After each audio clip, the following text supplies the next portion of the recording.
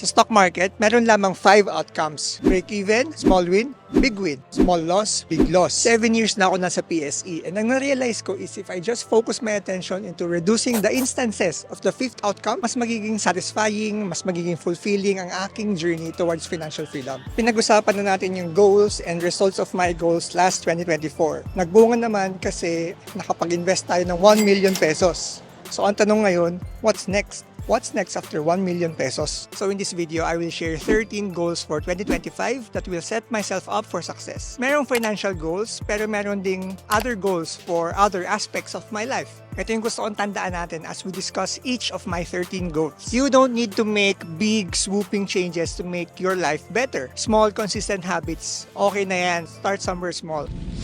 Life is not a race, guys. Life is a marathon and you have to take small steps to be better than your previous self. Instead of comparing yourself against other people, I encourage you to compare yourself to your version 1 week ago, 1 month ago, even 1 year ago. Hindi po gumagana sa akin ang mga New Year's resolutions na yan. Instead, I set a theme for the entire year. If in 2024, my theme was growth, then for this year naman, 2025, ang theme ko naman ngayon is transformation. May nakilala akong bagong kaibigan dito sa city and in our last hangout, he introduced me to the idea of misogi. Yung first time niyang in-explain, I thought the idea was finding something super difficult and pushing myself to do that. Pero as I researched more about it, it became clear that it's more complex than that. Misogi is a Japanese ritual for purifying, cleaning, or washing away. Based on this article I found, it involves making the pilgrimage to an icy waterfall by standing and immersing yourself in the pain of cold. The shock of the cold water is believed to cleanse the mind and the body of impurities and promote spiritual renewal. In short, I need to find a challenge so difficult and so unprecedented in my life at i-dedicate ko yung buong taon ko doon. I have never run more than 10 kilometers before, so training for a half marathon will be my misogi challenge for 2025. I will dedicate all aspects, all decisions, and all choices of my daily life to help me achieve this challenge. That means training every week, rest when necessary, getting enough sleep, and eating and fueling right. Wala akong time na hinahabol for my first half marathon. Nakalibrate ko na rin yung mindset ko na it's not about the race, but about the everyday efforts that I put in towards the goal. Small daily habits, ika nga. Carried over lang ito from last year, so bibilisan ko lang. Training for a half marathon will naturally increase my aerobic endurance. Ibig sabihin lang yan, I can run longer without increasing my heart rate too much. I am by no means a running expert, pero yung one advice na lagi ko naririnig is, run slow to run fast. This means focusing on the fundamentals, proper form, technique, and intentional practice. We talking about practice. Pinapababa nito ang risk for injury, which actually is one of the reasons why I rested for a few months last year. Plus, running slowly creates a stronger foundation for the faster sessions. This year po, I'm trusting the process and listening to my body. After 1 year, gusto ko masabi na I was able to transform my physique and my running performance.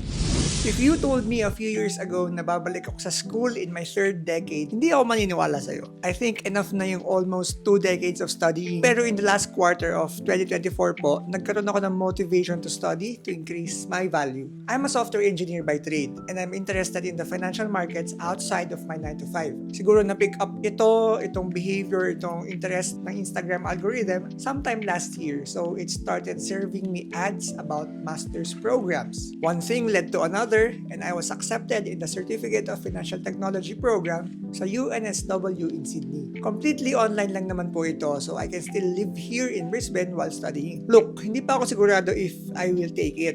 Masyadong mahal yung tuition for international students, kaya pinag-iipunan ko pa rin po. If hindi ito matuloy this year, then it's probably not the right time.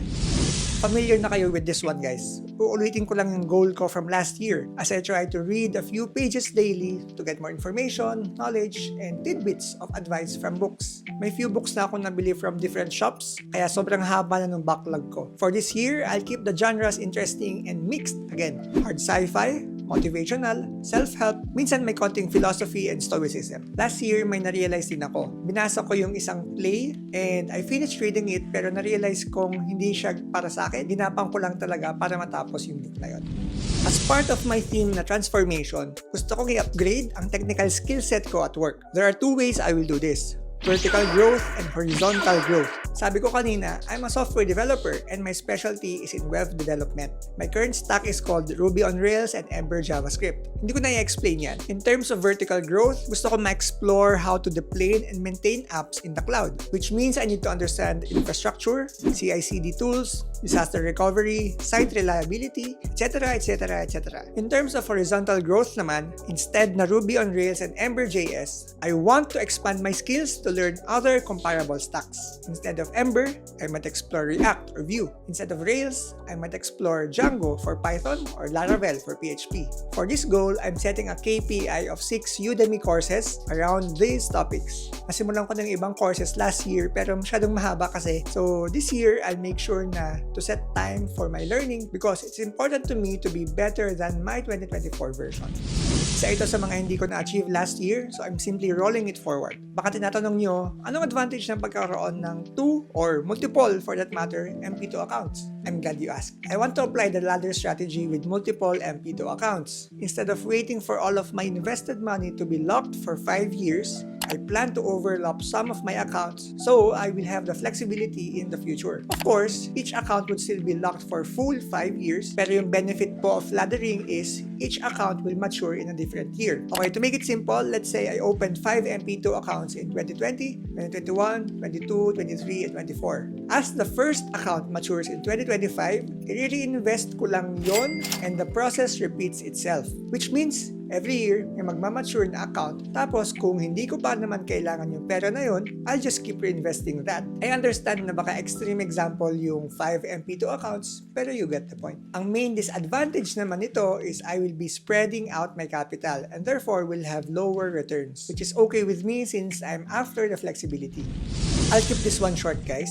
Historically, I was saving $50 per week in 2022, $75 naman per week in 2023, $80 per week last year. So in the spirit of always trying to improve my habits, tataas ko naman to $90 per week for 2025. This amount directly goes to my stockbroker stake, tapos I simply wait when I have $500 or more to execute a buy trade in one of my 4 positions. JBH, TNE, VAS, and VGS na mga stocks and ETFs po dito sa Australian Stock Exchange or ASX. And speaking of ASX, my next goal is to reach $20,000.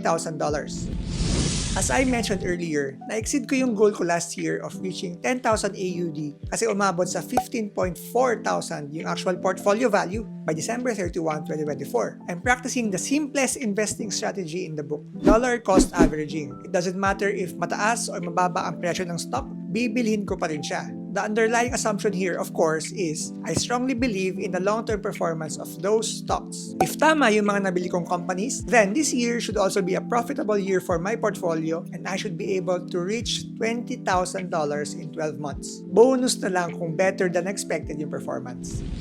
Okay, from ASX, balik naman tayo sa PSE. In a previous video, I revealed na may 1.3 million pesos po ako sa stock market, which has 3 components. 598,000 in AAA equities, 294,000 in Call Financial, and 442,000 in stake. 892,000 lang yung total ng PSE accounts ko. A little short sa 900,000 pesos na target ko last year. So this year, my goal is to do trades and bring it up to 1 million pesos. That's an 11% target gain in 1 year. It will be difficult, yes, alam ko yan. I will lose some money, yes, alam ko rin yan. But I will still try it. Extra challenging din ito kasi nga hindi na ako nagde-deposit sa Philippine accounts ko. Capital appreciation plus dividends. Ito ang 2 factors that will help me get that 11% growth. May trading strategy naman na tayo, so I'll just keep my emotions out and let my buy and sell signals do the work. I'm just here to execute the strategy.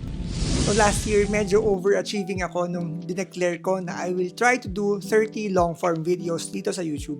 17 out of 30 is not bad and I'm proud of myself for that. Pero this year, I want to take my time para quality content talaga yung ma-share ko sa inyo. Alam niyo naman na I'm just here to be transparent about my investing and personal finance journey. Pero kung maglalabas ako ng video every week, I think that will dilute the message kasi parang wala namang masyadong nangyayari sa buhay ko in in 1 week. Or at least walang worth sabihin in just 1 week. So, for this year, I'll keep it simple and just say na 12 videos lang muna ang target ko. 12 quality videos na alam ko may enjoy ko pa rin kung personally ako lang yung manonood. Ryan Holiday, one of my favorite authors and podcasters, said once, quantity is the way to quality. And after creating 96 videos in this platform, 2025 is the perfect time to tweak my YouTube strategy a little bit. Small creator lang po ako dito, so if nakakatulong ako sa inyo, consider liking and subscribing. Perfect segue ito sa next goal ko, which is to post at least once a week.